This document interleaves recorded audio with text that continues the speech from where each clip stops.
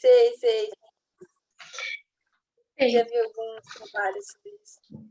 E, Bia, eu queria que você pudesse falar um pouquinho de você, né, do teu trabalho, né, enfim, o que você gostaria de me contar um pouquinho aí da tua trajetória? Tá, então, da minha trajetória, começar pela minha conversão. Eu me converti com 16 anos, lá em 2016, e desde então a minha vida foi direcionada para um caminho que fosse compatível com a minha fé, em todos os aspectos, emocionalmente, dentro da minha família, os meus estudos, a carreira que eu escolhi profissionalmente. Então, a minha fé sempre teve um papel muito importante na minha vida. E tanto a parte daquilo que eu recebi da minha fé, quanto aquilo que eu busco entregar das pessoas por conta da minha fé, em relação ao cristianismo, que é você amar o próximo e demonstrar aquilo que Jesus demonstra, o amor que Jesus demonstra por nós, a gente buscar demonstrar isso por outras pessoas, porque isso também é a demonstração do amor de Jesus por outros. Então, isso para mim sempre foi muito importante. Com 17 anos, não, com 17 não, perdão, com 15 anos, eu decidi que eu queria fazer medicina, mas nessa época eu ainda não era convertida.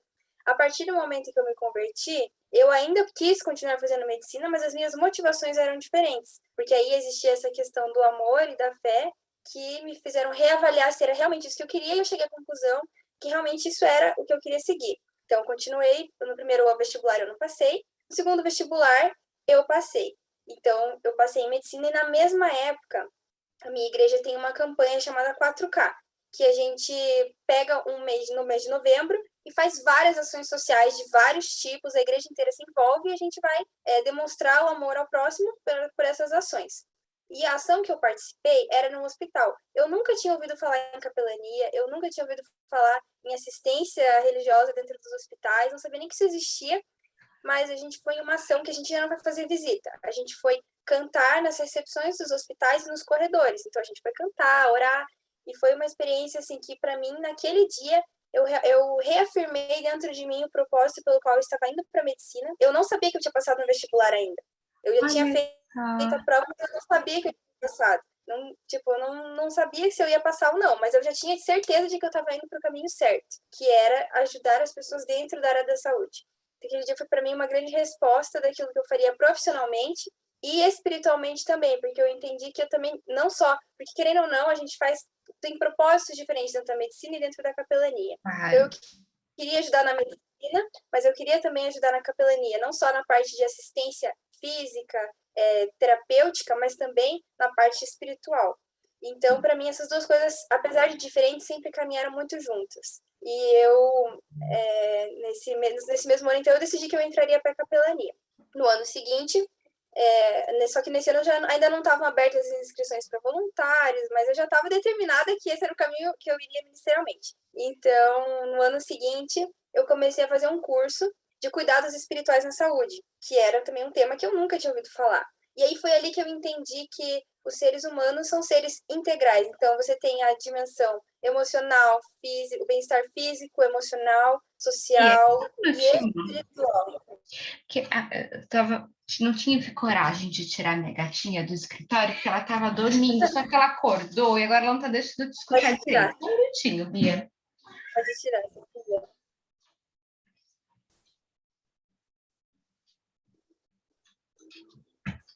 Fico peninha que ela está dormindo, mas não adianta. Pode continuar, Bia. Desculpa te interromper. E aí, eu comecei a fazer o curso de cuidados espirituais na saúde, e aí nesse curso eu aprendi realmente a importância da espiritualidade na saúde, porque até então eu já tinha uma noção da importância, mas eu nunca tinha entendido essas coisas como interligadas de uma forma que as duas precisariam ser tratadas no mesmo contexto com a mesma importância. Então, a partir daí que eu comecei a realmente trazer, realmente integrar as duas áreas, da medicina e do cuidado espiritual na saúde. Então, para mim, foi ele que ainda não atuava profissionalmente, mas essas duas coisas dentro de mim se interligaram, assim, do tipo, essa coisa tá junto com essa. Então, eu comecei a fazer esse curso. Depois, eu fiz o curso de capelania, que daí contemplava todas as capelanias, né? Capelania Claro. escolar, prisional, enfim, vários outros projetos, inclusive a capelania hospitalar. E eu comecei a atuar na capelania de forma mais prática, fazendo visitas. Aí aconteceu a pandemia, a gente fazia acolhimento remoto.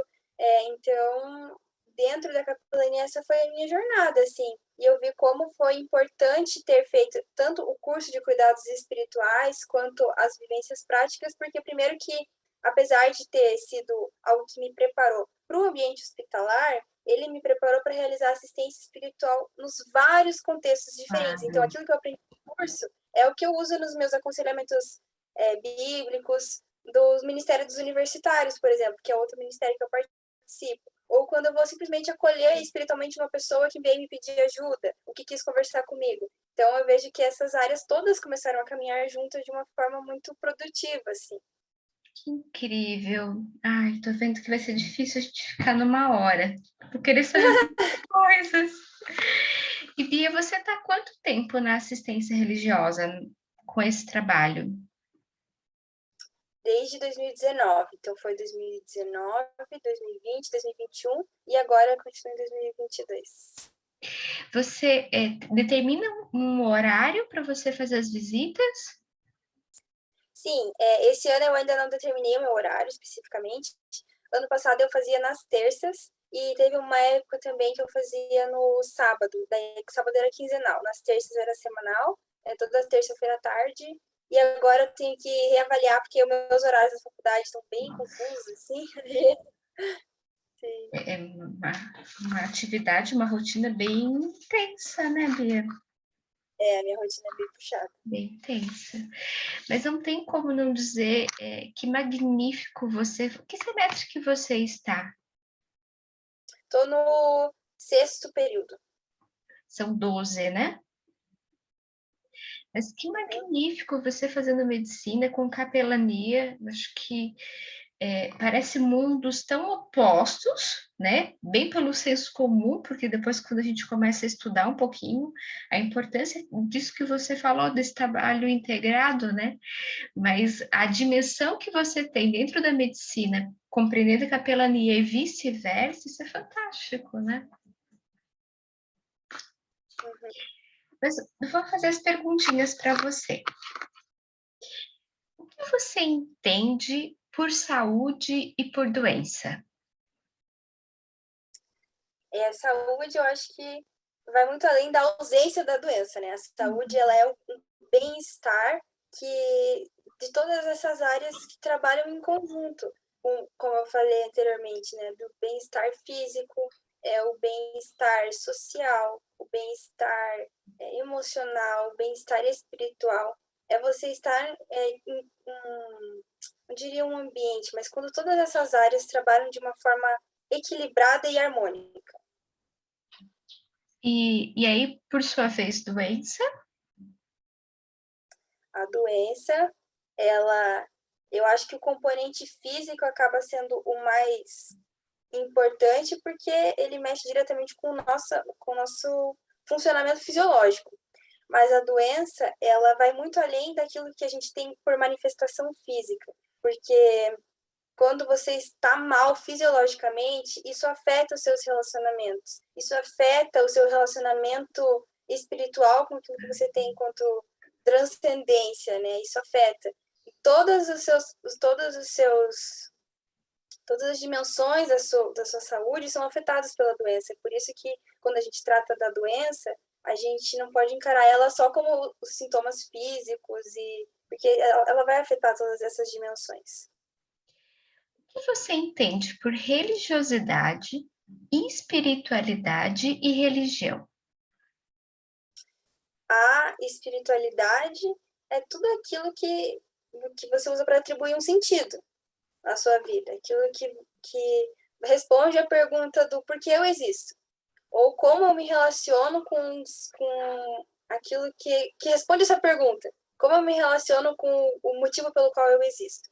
Isso diz muito sobre a espiritualidade, aquilo que te conecta com o transcendente, aquilo que dá sentido à existência. E em relação à religiosidade, é quando você tem algo mais institucionalizado, eu diria. Você tem uma instituição, um código moral e social que é compartilhado entre essas pessoas dessa instituição, que geralmente tem também liturgias, tem um ritual, tem símbolos, tem algo que é compreendido de uma forma universal dentro daquela instituição. Universal não é tão universal porque é dentro de uma instituição, mas que dentro daquele contexto as pessoas sabem que esses elementos pertencem a essa instituição. A espiritualidade é algo mais geral, a religiosidade é algo um pouco mais fácil de definir até. Claro. E a religião é aquilo que compõe a religiosidade, né, ao meu ver. Você ia, né, nas terças-feiras, agora precisa ajustar os teus horários, enfim. Mas geralmente você vai passando de quarto em quarto ou vocês são convocados para determinadas pessoas? Tem as duas coisas. Como nós temos uma demanda muito grande no Hospital do Rossio, inclusive o Hospital do Rossio ele é muito uma referência aqui em Curitiba de capelania, que a capelania ela é muito organizada e o hospital em si, ele é um hospital cuja a direção do hospital é cristã.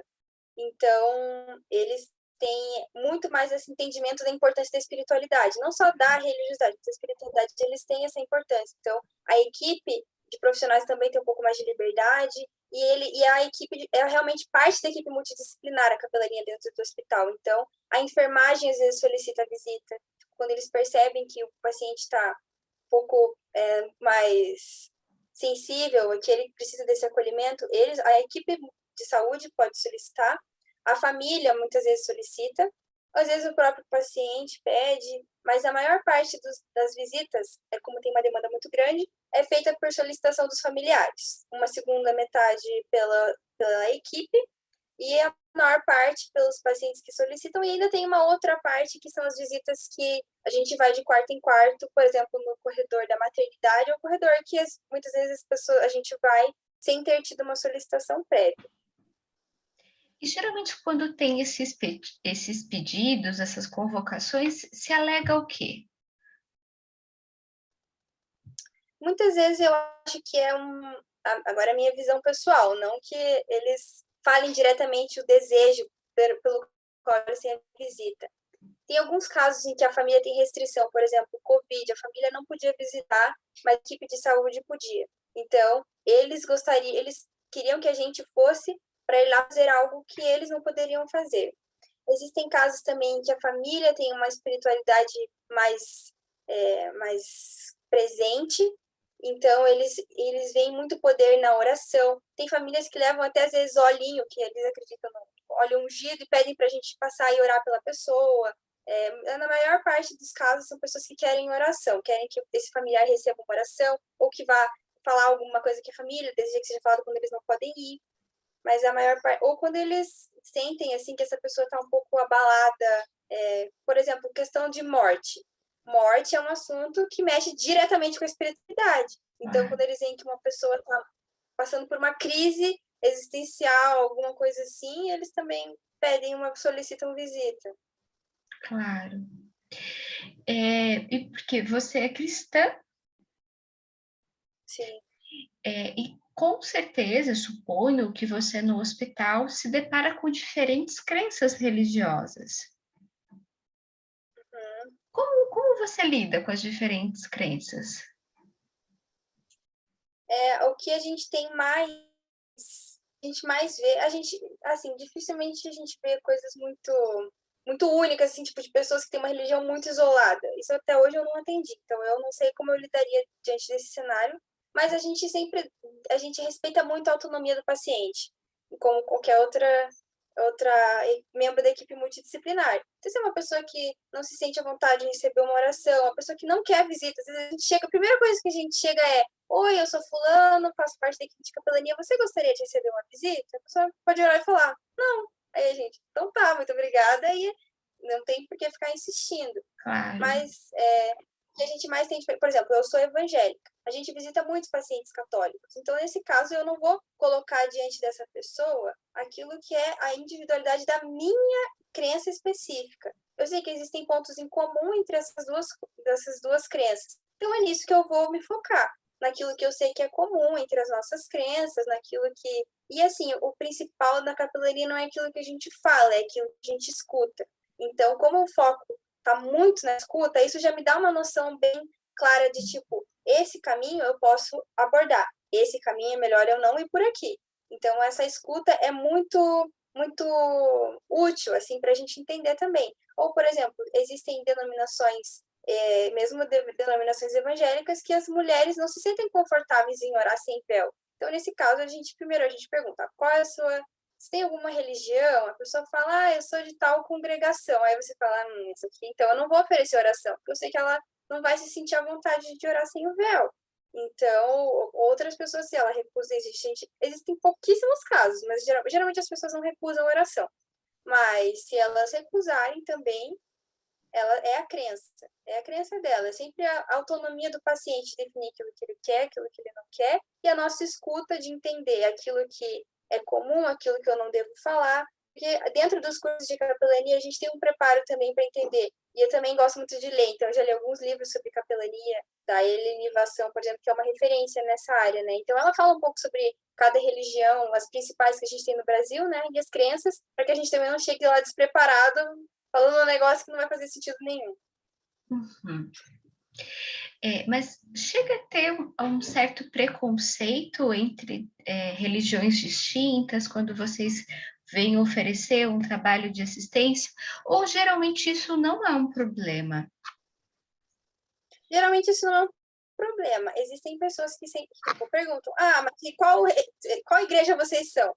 Aí a gente explica. Nós viemos aqui em nome de Jesus, né? Porque a gente é uma capelania cristã, mas não somos de uma única denominação, até porque dentro dos voluntários nós temos católicos, nós temos evangélicos, de várias denominações diferentes, de várias igrejas diferentes, então a gente não tem essa limitação do tipo, nós somos da igreja tal. Não, a gente tem uma orientação cristã, mas não nos recusamos a atender outros tipos de religião, caso essa pessoa queira a nossa assistência, e também não nos limitamos a uma igreja específica.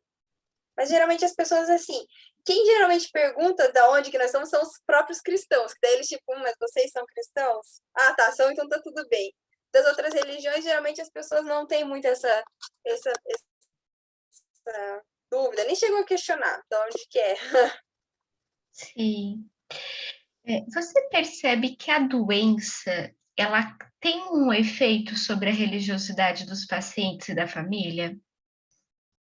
Totalmente. Nossa, totalmente, totalmente. O que eu sinto, assim, porque a gente tem essa comparação entre o cenário da igreja e o cenário do hospital, porque são cenários totalmente diferentes. Claro. O que eu sinto é que no hospital as pessoas são muito mais receptivas para ouvirem coisas a respeito de espiritualidade, pessoas que não têm muito esse componente tipo, de religiosidade. Não quero me referir às pessoas religiosas. Pessoas religiosas são receptivas em qualquer momento, mas as pessoas que não têm uma religiosidade muito forte, assim, esse componente muito marcado na vida, no hospital se tornam muito mais receptivas. Elas ficam muito mais pensativas, elas pensam muito mais sobre a vida, sobre a morte, sobre a família. Por exemplo, quando a gente vai fazer esse acolhimento, quando você chega e pergunta, como está seu coração hoje? O que você está sentindo? Você espera que a pessoa fale da doença, mas apesar dela estar doente, na maior parte dos casos, as pessoas não falam sobre as doenças. Elas falam sobre as pessoas que ficaram fora do hospital, falam sobre família, falam sobre os conflitos que tiveram, não foram resolvidos, falam sobre culpa, falam sobre... Nossa, o que eu já ouvi de casos de brigas de família, que naquele ambiente a pessoa pensando, nossa, eu não falo mais com meu pai, eu não falo mais com minha mãe, faz um tempo que eu não tenho irmão, meus filhos. Então, apesar de não ter relação direta com a doença, esse ambiente faz as pessoas repensarem sobre as áreas da vida muito, assim. Você acha que tanto o diagnóstico quanto o prognóstico do paciente influencia na assistência religiosa? Não diria no nosso manejo, porque a gente tem um método que é meio padrão, não exatamente padrão, porque cada pessoa é uma pessoa diferente, a gente vai abordar de uma forma Claro. diferente. Para o paciente, a gente percebe que dá uma diferença nas temáticas que são abordadas. Assim, acho que quanto mais grave ou mais agressiva agressiva esse diagnóstico, esse prognóstico, geralmente as questões que vêm são mais profundas, assim, são questões menos associadas à doença em si. Quais são as principais atribuições enquanto capelã? principais atribuições? Depende da área que você está atuando, né, dentro do Sim, Ministério da Capelania, enfim. Mas eu diria que as minhas seriam as visitas, que é a gente estar presente ali no hospital e fazer as visitas, e questões associadas ao resto da equipe, porque, por exemplo, no hospital nós realizamos alguns eventos, por exemplo, culto dentro do ambiente hospitalar, que tem de vez em quando, não é sempre, mas temos cultos, temos os acolhimentos aos profissionais, então depende muito da área que você está atuando. As minhas eu diria que são as visitas. sim. E aí, falando de equipe, como é que você percebe e identifica a abertura da equipe para a capelania de uma forma geral? Eu acho que isso depende, assim, falando de todos os ambientes hospitalares. No Hospital do Rossio é uma coisa ótima, assim, é uma integração que deu muito certo. A equipe é muito receptiva. A própria equipe conta com o suporte da capelania. Então, às vezes, a enfermagem vem procurar a gente para assistência, médicos vêm procurar pela assistência, até porque no Covid, muitos dos médicos e enfermeiros tiveram também a oportunidade de passar para o outro lado, virando pacientes do hospital. Então, é um trabalho muito bem reconhecido ali no Hospital do Rossio. Então, lá eles têm muito essa integração. Mas eu sei que isso é uma coisa que na maioria dos hospitais não é o que acontece, né? Muitas vezes a capelania acaba ficando como a parte ou algo que não é muito bem reconhecido. Nesse hospital é diferente, mas eu sei que nos outros isso é um pouco, não é tão reconhecido. Você chega a perceber que eles compreendem a capelania, os capelões, de uma forma geral, como parte da equipe? Eu acho assim que as pessoas que estão presentes no hospital, por exemplo, a capelã titular do hospital, ela é parte da equipe. Isso é indiscutível. Às vezes os voluntários que são um pouco mais novos e que não conhecem tão bem a equipe do hospital acabam ficando um pouco deslocados, Entendi. porque não estão lá, porque nós somos voluntários que atuam uma vez na semana, então não é rotina, entendeu? Acho que essa é a diferença. Mas com aqueles funcionários que estão todos os dias ali no hospital, que são a equipe de gestão, que é composta por 6 pessoas que estão ali sempre, e a capelã titular, esses são parte do hospital, assim como qualquer outro funcionário. Perfeito. Você falou que vocês têm um método, vocês fazem a capelania conforme um método. Que método é esse? São passos que vocês seguem? É que é um método que, inclusive, agora ele já está até sendo. Isso é uma coisa assim que tem que. Eu não sei se isso pode ser divulgado, porque a gente está organizando um material a respeito disso, então Entendi. talvez isso não possa ser divulgado. Ok, não tem Mas, problema. então, falando de forma geral, tem 3 etapas de escutar, o esperançar, que é você fazer a devolutiva, digamos assim, e o entregar, que é você ouvir mais uma vez esse paciente, fazer um encerramento com base naquilo que ele identificou como problema, algum problema pontual que possa ter esse manejo, digamos assim. E vocês têm cursos preparatórios, né? Para poder Sim, exatamente, inclusive, entender o próprio método, né?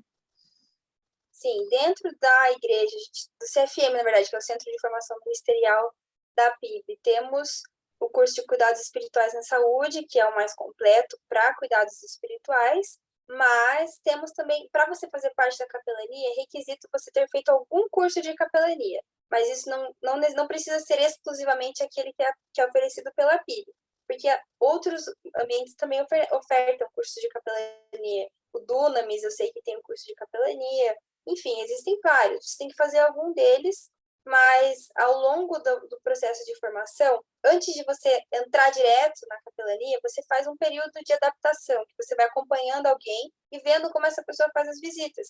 E outra coisa é que nós sempre vamos em duplas. Então, você nunca vai fazer uma visita Claro. sozinha. A capelã titular faz visita sozinha, mas preferencialmente as visitas devem ser feitas em duplas. Perfeito. E aí, a gente falou em relação à equipe, né, de profissionais, apesar que os capelães também, obviamente, são parte da equipe, eu não tenho como não te perguntar como é que as pessoas acabam te recebendo no próprio curso de medicina. porque você tem a sua religiosidade, você fez o curso, você exerce uma atividade de capelania, como os colegas, professores percebem isso? No curso de medicina, essa é uma questão meio esquecida, assim, a questão da espiritualidade e saúde.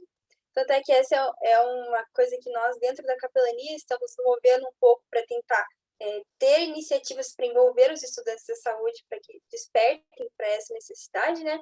Mas acaba que não é uma coisa que é dada muita importância. Assim, os meus colegas enxergam a capelania como uma ação social que eu faço pela igreja, não como algo pela saúde, entendeu? Sim, como Tem parte essa do percepção. processo de saúde, né? Para eles é como a mesma coisa que ajudar numa construção de uma casa ou de fazer qualquer outro tipo de trabalho voluntário. Sim. Chega a ter preconceito? Eu não sinto muito assim esse preconceito por, por conta de religião, espiritualidade. Eu acho que na minha sala específica não sinto. Ok, Porque, que bom. sim, temos poucos cristãos assim, mas não tem essa coisa do tipo, é cristã, quer fazer medicina. Eu nunca passei por isso. Eu sei que existem pessoas que passam, mas eu nunca experimentei nada nesse sentido. Bom, que bom, né? Quem sabe a gente possa aí contar com futuros médicos um pouquinho mais abertos, né, Bia? É uma coisa que é tão importante, tão significativa, que a gente sabe que tem interferência no processo de saúde e doença. Inclusive, o meu TCC é sobre isso. Meu Você já está TCC é sobre... fazendo, Bia? Ou ainda não, provavelmente, né? Não, é que, na verdade, o nosso TC, a gente chama de TC, trabalho de curso, e é feito entre o quinto e o oitavo período, então eu já comecei. Inclusive, a minha dupla é outro colega de sala. Olha, que interessante. É, se a gente pudesse apontar facilidades, quais são as facilidades da utilização da religiosidade, da espiritualidade no processo de tratamento? Bom, a religiosidade, ela traz uma certa um conforto emocional, espiritual do paciente, acho que de aceitar a doença. Isso ajuda ele a lidar com a negação, ele a aceitar a doença e ficar mais tranquilo em relação ao fim dela.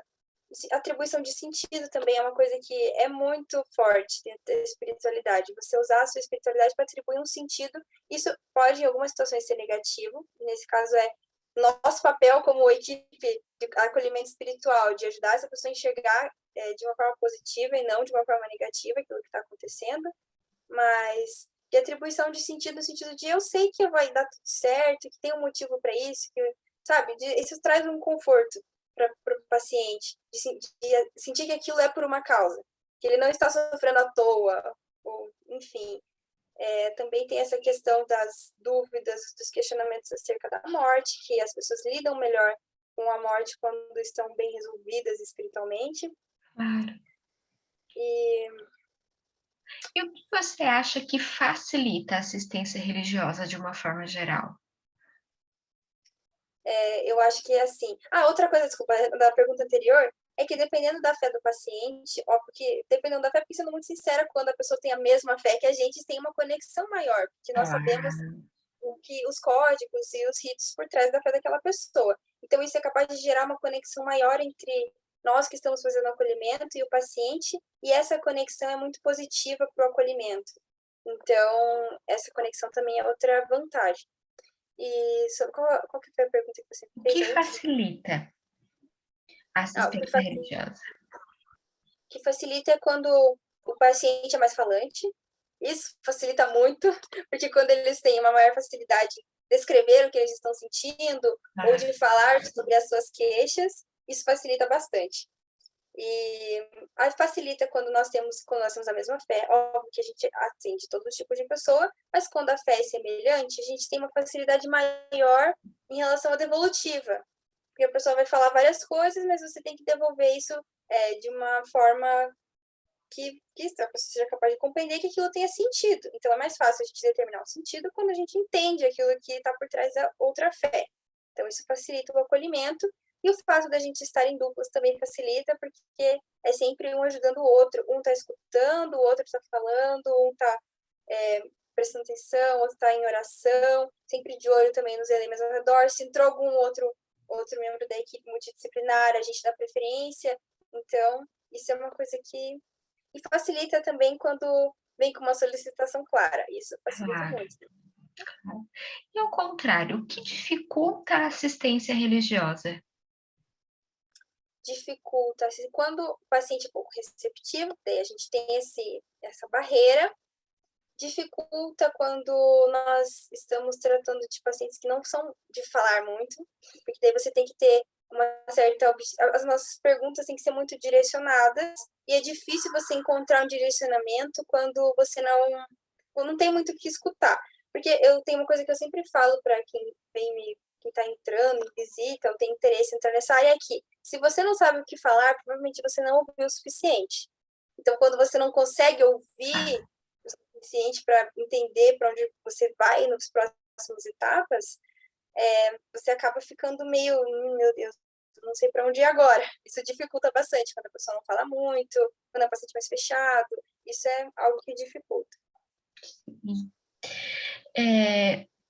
Quais são as suas possíveis estratégias quando você percebe que o paciente e a sua família têm a sua fé esgotada ou que precisa modificar a sua fé de alguma forma?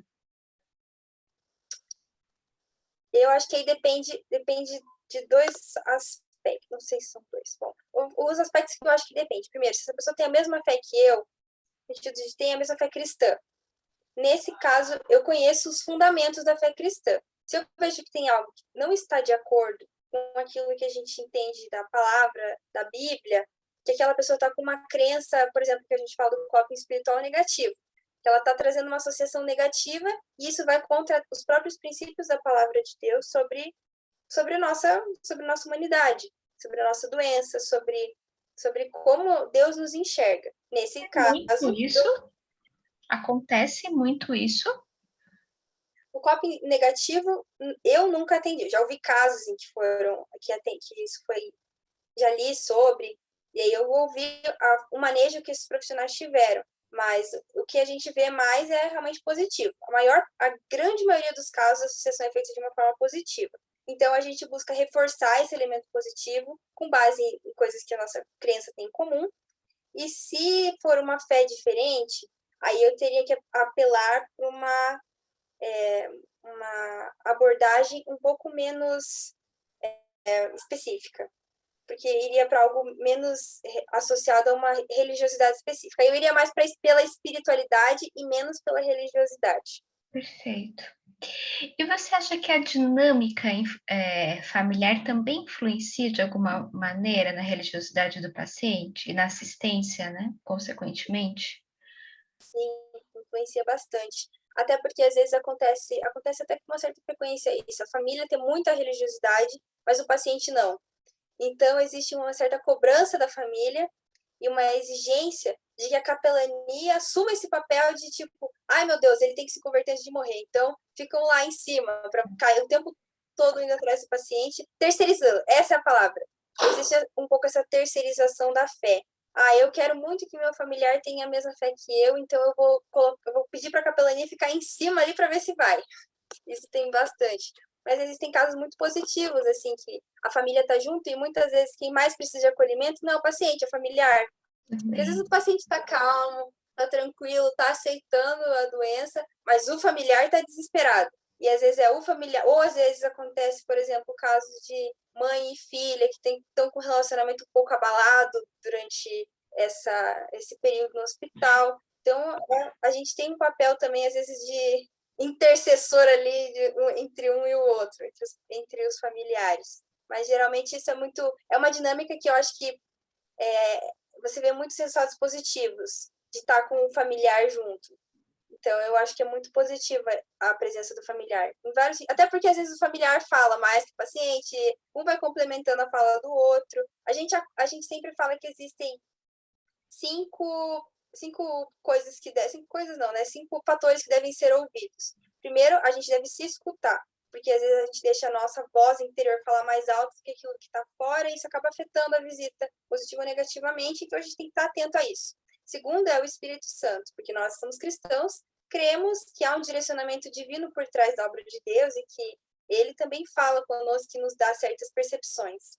Terceiro é o familiar, porque o familiar também faz parte da visita e do componente que está sendo acolhido. O paciente, o quarto, e o quinto é a equipe de saúde, tanto quando eles trazem informações a respeito do paciente ou quando eles solicitam a visita e também quando eles estão convivendo no mesmo ambiente. Então, chegou na hora do almoço do paciente, dá um tempo para ele comer e às vezes a gente interrompe a visita, porque vai prejudicar o conforto do paciente. Então, tem que ter essa escuta desses 5 fatores.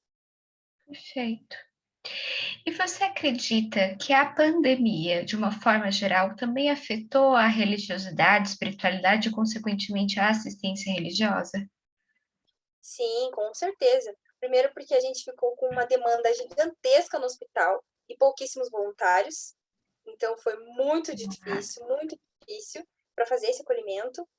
Segundo, que a inversão de papéis dos profissionais de saúde para pacientes e a parte deles receberem o acolhimento espiritual mudou demais a percepção da equipe multidisciplinar a respeito da capelania.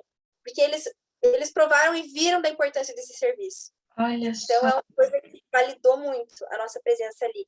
E não só ali, mas, por exemplo, a Prefeitura de São Paulo tem contato hoje com as equipes de capelania, que tem uma certa relação com o Hospital do Rossio, porque foi uma equipe que tem uma vivência junto ali, a equipe de São Paulo, daquela equipe específica com a nossa capelania aqui, e eles estavam contando com o acolhimento espiritual remoto da equipe de capelania no Hospital de Daqui. São Paulo. É que assim, tem uma conexão aqui, mas eles atuam lá. É meio confuso de entender. Que eles vieram uma vez para Curitiba para fazer uma vivência na capelania do Hospital do Rossio, e acabou que as equipes conversam bastante, tem os Claro. treinamentos, eles fizeram com a gente. Então, tem gente de aqui que serve lá, tem gente de lá que serve aqui, é bem confuso essa relação, E que dá muito certo. mas que dá muito certo. Então, eu senti essa validação, essa demanda aumentada com poucos voluntários, e acho que esses são os principais fatores, assim. E muita morte também. O luto mexe muito com a espiritualidade, Claro. então muitas pessoas que necessitaram de acolhimento, a família e as pessoas que estavam internadas por conta do Covid. E vocês, na época da pandemia, porque infelizmente a gente ainda está, mas a condição perto do que já vivemos é melhor, né? Vocês faziam a assistência de modo remoto. Sim, a capelã titular continuava dentro do hospital, e então ela conseguia fazer esse acolhimento lá dentro, mas a maior parte do acolhimento era remoto. E principalmente, mais do que com os pacientes, nós estávamos acolhendo principalmente os profissionais, porque eles ficaram muito abalados. Foi uma coisa que deixava eles muito abatidos, muitos perdiam contato com a família porque tinham que ficar isolados durante para não contaminar ninguém. Então, foi assim, muito a parte voltou-se o acolhimento voltou-se mais para os profissionais e menos para os pacientes, apesar de dos dois terem essa demanda. Sim. E quando vocês voltaram presencialmente? Ixi, quando que foi agora? Foi logo após deixa eu pensar. Ixi, eu tô meio perdida com data aqui. Não tem problema. Mas foi ano passado. Ano passado. Eu suponho que a metade, quando a população já estava um pouco mais vacinada, metade para o Quando final. começou a Coronavac. Quando começou a Coronavac para os profissionais de saúde, a capelania voltou. Sim, Foi praticamente na metade o ano passado, né? a metade do ano passado. Você já se deparou com dilemas éticos profissionais, assim, fazendo assistência religiosa? Algum dilema ético profissional? Acho que não, nunca tive nenhum dilema ético assim. Acho que não, porque eu acho que dentro da parte da capelania em si, a gente tem bastante liberdade para falar as coisas e é sempre a respeito e autonomia. Esses dois pilares, assim, sempre me direcionaram bastante. Então, nunca tive nenhum tipo de dificuldade ética associada à capelania. E algum dilema pessoal ético? Também acho que não, assim, sempre foi muito coerente. A minha atuação sempre foi muito coerente com aquilo que eu tinha dentro do meu coração, assim, daquilo que eu sentia, daquilo que eu pensava. Então, nunca me coloquei em nenhuma situação que me deixou desconfortável, pessoalmente. E nem que você tenha recebido algo que te deixou desconfortável de alguma forma. Também nunca tive algo assim. É, como a capelania, de alguma forma, influencia na sua vida pessoal? Quem é a Bia depois da capelania? Eu acho que a capelania para mim foi muito difícil não, perdão, foi muito importante para definir aquilo que eu enxergo na medicina como mais importante também. Então, essa me deu uma sensibilização diferente. Tipo, eu enxergo a medicina diferente por conta da capelania. Tanto a minha escolha de especialidade, antes de ir para a capelania, eu cogitava especialidades que eram um pouco mais técnicas. Depois eu falei, eu quero ser psiquiatra. Porque eu me despertou para essa questão do sofrimento humano que vai além do sofrimento físico. Aquele sofrimento que afeta todas as outras áreas, mas que às vezes é, de certa forma, invisível, porque ele não aparece em exame de imagem, ele não aparece em exame de sangue, mas os impactos dele você consegue ver por fora. Vai nascer uma psiquiatra daqui a algum tempo. Já está nascendo, né, Bia, de alguma forma. Nossa, é uma atribuição de sentido na medicina que antes, para mim, a capelania foi o que me fez atribuir um sentido para a medicina. Olha A só, experiência, as experiências que eu vivi ali. que forte isso. E claro, como você, parece que assim, é uma capelã que está se tornando médica. Não sei o que É, aconteceu, não ficou muito próximo, mas é uma capelã que está se tornando médica. O que você acha que vai levar para a medicina de tudo isso? é a visão da pessoa integral, que é a pessoa que tem todos esses componentes, que vai muito além daquela doença em si, e como essas áreas estão relacionadas.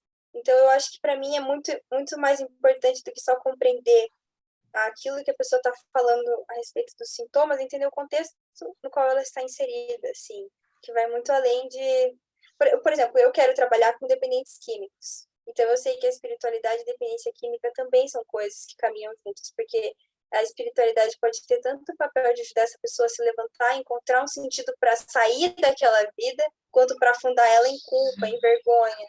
Então, para mim são coisas tão próximas que Sim. e o fato de eu ter entrado na medicina e na capelania ao mesmo tempo, sabe? A medicina me desperta para aquilo que é técnico e a capelania me desperta para aquilo que é humano. E isso principalmente, óbvio que existem coisas na medicina que eu olho humano e coisas na capelania que eu olho técnico, mas principalmente a capelania me fez ser uma médica mais humana. Ai, que lindo isso.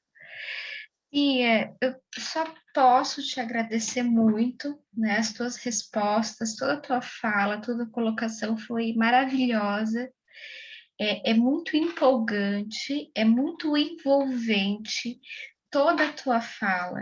Eu fico extremamente feliz de ver uma menina tão jovem, com tanto conhecimento, com tanta experiência, falando com tanta propriedade desses aspectos humanos. A gente está falando de humanidade acima de tudo, né? E dessa religião, da espiritualidade, que são sim aspectos extremamente importantes, né? E inerentes do ser humano. E essa futura médica que vai nascer sabendo da importância de tudo isso. Eu te agradeço muito todas as tuas colocações e fico muito feliz de estar vendo nascer essa grande profissional que com certeza vai fazer uma enorme diferença na vida de várias pessoas. Fico muito feliz em ouvir. E para mim é um privilégio participar dessa pesquisa, porque eu acho que qualquer fundamentação teórica é o que dá o nosso argumento para estar naquele ambiente. Então, eu reconheço muito a importância desse trabalho que você está fazendo e parabéns. Obrigada. Obrigada. Bia, provavelmente ele vai ficar prontinho no final do ano, no comecinho do ano que vem, Mas assim que ele estiver pronto, obviamente eu vou te encaminhar uma cópia dele, e porque eu sei que vai te ajudar na tua caminhada, assim como eu adoraria receber seu TCC depois que ele ficasse pronto também. Eu mando, pode deixar. Fechado. Bia, qual é o teu e-mail para mim te mandar aquele pequeno questionário? É Bueno Bia. Bueno?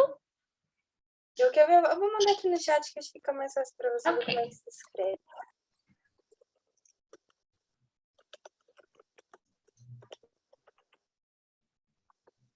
Mandei aqui no chat. Bueno, Bia.